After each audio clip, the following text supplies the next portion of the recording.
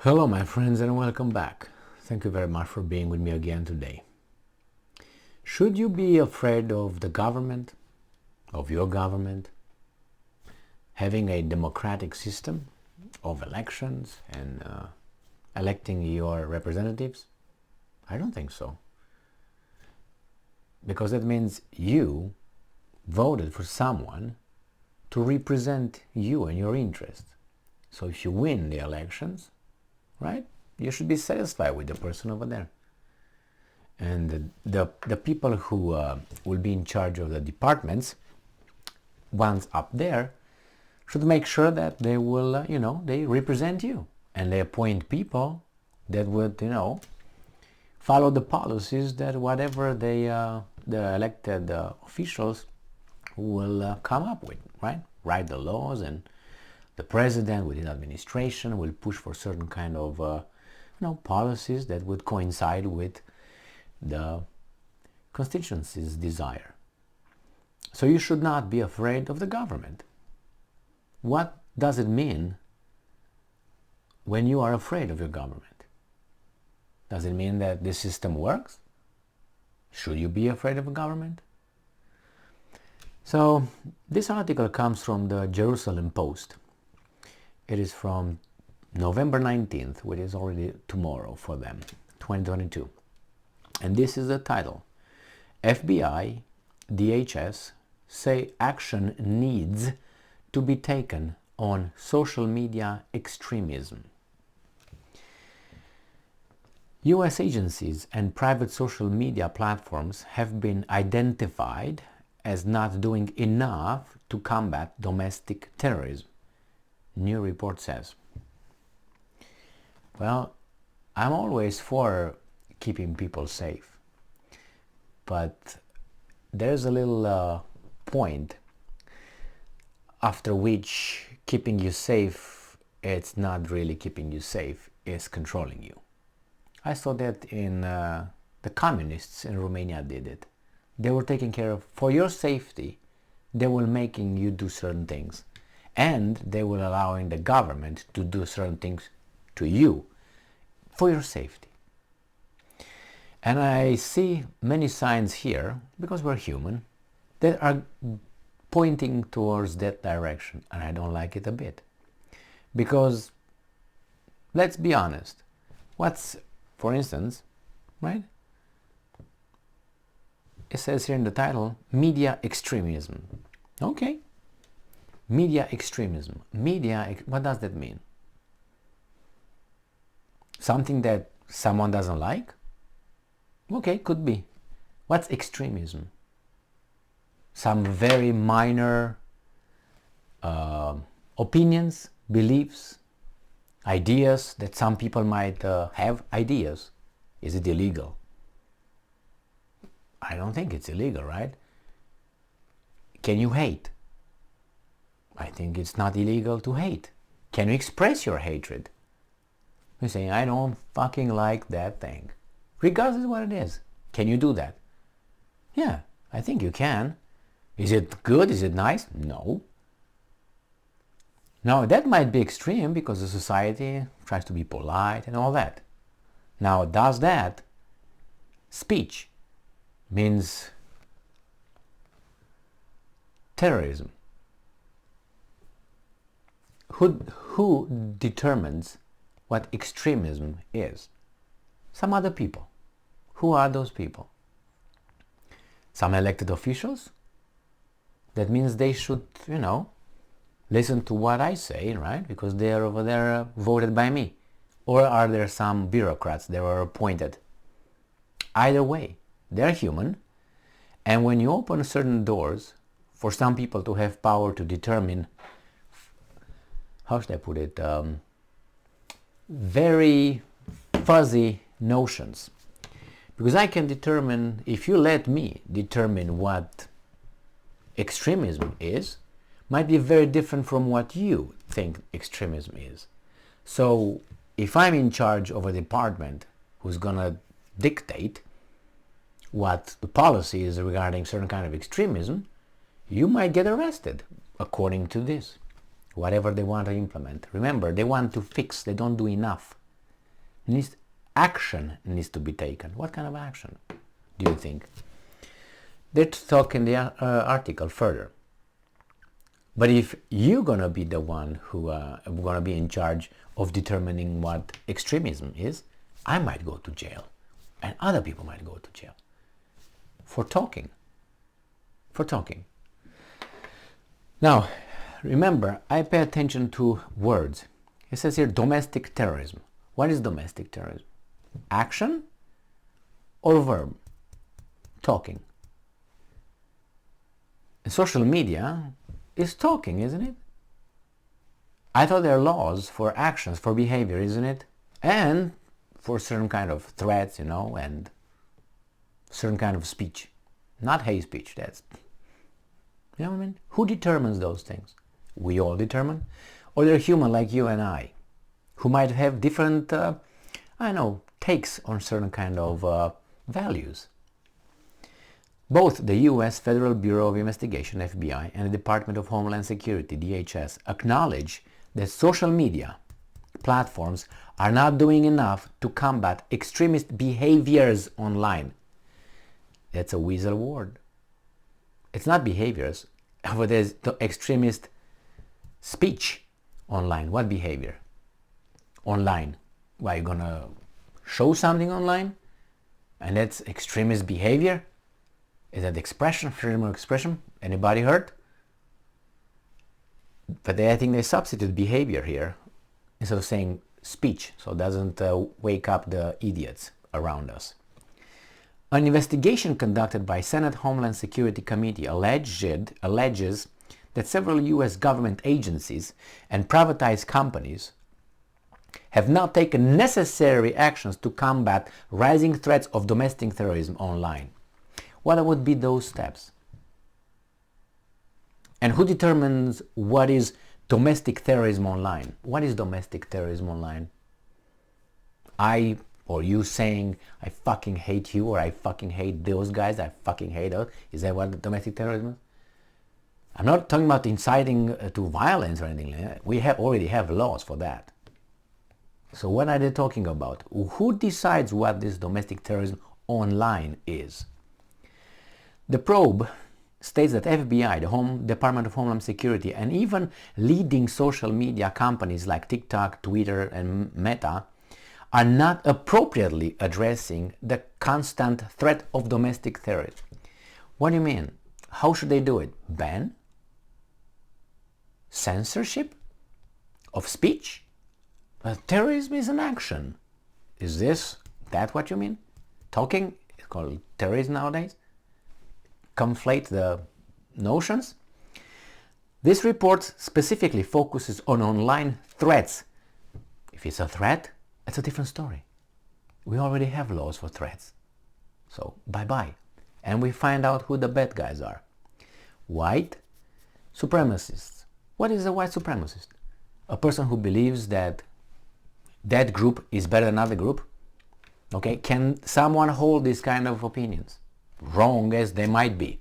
Can they? Is it illegal? I don't think it's illegal. If you act and hurt people on this kind of behavior, then we have a problem, right? Correct. Do we have laws for that? Yes. It's called assault and other things, right? Terrorism. How many acts of terrorism occurred, let's say, in the past year from white supremacist groups? We are a country of 340 million people, about, right? 340 million people. You tell me how many were there? 1? 300? 3,000? For a population in a country like this. And you tell me, how many? And I would like to know a number. I don't want you to say, oh, he held ideas of this. Well, you're going to counterbalance it with the far left ideas or other ideas, religious ideas. This report specifically focuses on online threats of white supremacists and anti-governmental extremists. What's an anti-governmental extremist? Is a person who says, I don't like the government? Is it illegal? When you act, then we have laws for that. So when you talk, you can't? Are you a threat? So what does it mean? Can they monitor you? if you disagree with a policy and you verbalize it, should be monitored by law. Well, I think that's the direction they are talking of going. Though the FBI has identified several threats to the online community, I would like to know the threats, in recent months, specifically with the publishing of the October 22 report, Strategic Intelligence Assessment and Data on Domestic Terrorism. Yeah, I would like to hear what's going on. Their actions are not closely aligned with their practices. I would like to know what that,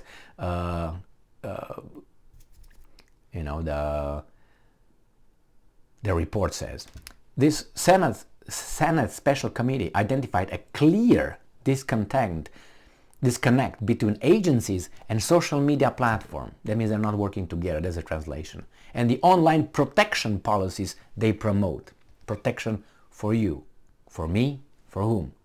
Protection from what? From talking?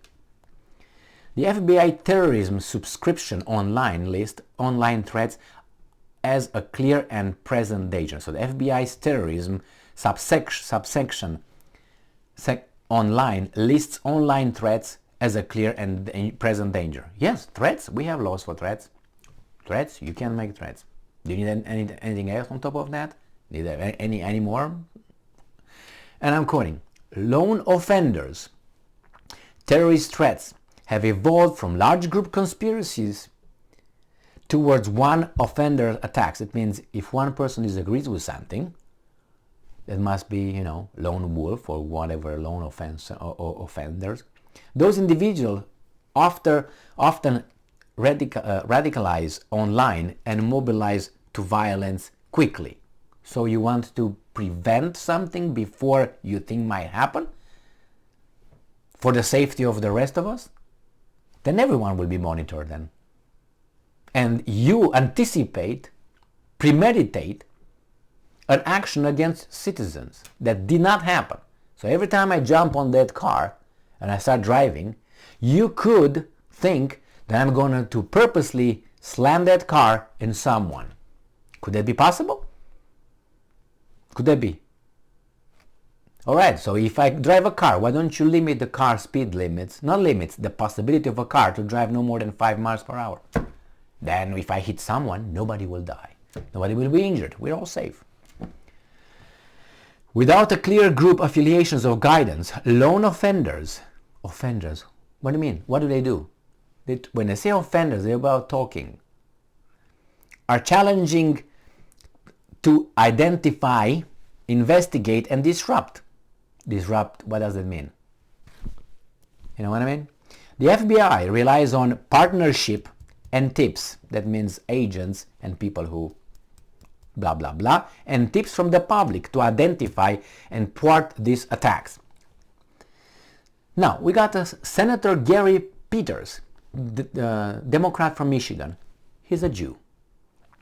In Jerusalem Post goes like water with water. Said that if the FBI and social media platform aren't actively tracking, monitoring counterterrorism data, what does it mean? Talk? They likely weren't using it. If they are not tracking it, it's likely they are not prioritizing our counterterrorism resources to effectively counter the threat. So that means everyone must be monitored. We put the standards. Who's we? Someone who sees the world in a certain way, in a government who protects, right now, right? I'm talking about government. Probably I'm monitored because I say, oh, the government tries to preserve its power, which is true. Because this is, don't fool yourself. That's them against the rest. And people who get there, they like it because they feel somewhere else. Now, companies profiting off the extremist behavior online. Behavior online meaning talking online. What behavior online? That's what they mean. But they use that word so they don't scare the idiots. The Senate committee went as so far as to accuse both government agencies and social media platforms alike from profiting off the extremist behavior online. The business models of the 4 companies the committee examined, Meta, TikTok, Twitter, and YouTube, are based on maximizing user engagement, growth, and profits, which incentivizes increasingly extreme content. Can you have extreme content? Can you have? I mean, isn't, for instance, I don't know, considered having sex with a dog an extreme content? Yes, it is. Used to be, for instance, when having sex with same sex was considered extreme. And I think it's, if you look at the data and the number, pedophilia extreme. Yes. Wasn't homosexuality considered extreme? Was. Transgenders were considered, how do you call them?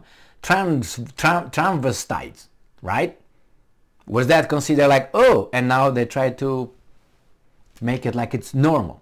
You know what, the trend, you know, understand what I'm saying here? So what was sometime extreme now could be considered, oh, that's mainstream, that's normal, nothing to see here. All right? This, now, the problem with that is that once the content is out, particularly if it's particularly provocative, I can be as provocative as I can, it can spread very quickly. Why? Senator Peters, the Jew guy from Detroit, from Lansing, he's Jewish, he's a senator, good for him. He got promoted, he got elected, great. But it's very, very strange, you know. When the genie is out of the bottle, sometimes you can't put it back in. You are a good example. You got elected and now you try to monitor us for our protection. Thank you very much. The report also highlights the white supremacist extremists posed a primary threat among all domestic violent extremists. I want to see how many examples can these guys provide. Domestic terrorism, and in particular white supremacists and anti-government extremists, continue to pose a persistent and lethal threat to homeland security, the report stated. Homeland, to them, basically. Homeland security, like to all of us. Yeah, and they will protect all of us from those bad dudes. That's how it goes. And he said, yes, daddy, yes, mommy, yes, I will wear that mask, yes, and here, can you, yeah, thank you very much, yes, I'm a good boy. Get some sugar. Great. Remember, that happened here, in the land of the free, land of the brave. Anyway, so the FBI and DHS are expected to appear before the committee in Senate in the coming weeks to come to a solution. What do you think the solution will be? More freedom for us? More liberty? More freedom of speech? No. They will protect us. It's for our own good, for the communal good. And they, because they're good people, know what we want more and what we like, how we like to live our lives. They know, and they will protect us because they're special. They must think they're special, because if I disagree with that, I disagree with the government. Therefore, I'm an extremist. And so on it goes. So these signs that I see here in this country, I lived through them in a tyrannical system in Romania. Okay, as a boy, as a teenage boy, yeah, I was a boy, and I'm still a boy, man, whatever. And it's very scary, and it's scary for many immigrants who have something here to see, that these trends, these signs, are going like that little slope, and if you don't try to get it back, it's accelerating and accelerating. Don't believe me? I hope I don't get the time in about 5 years to tell you, I told you, oh, sorry. Thank you very much for being with me again today. Stay strong, stay smart, look for the truth, and be just.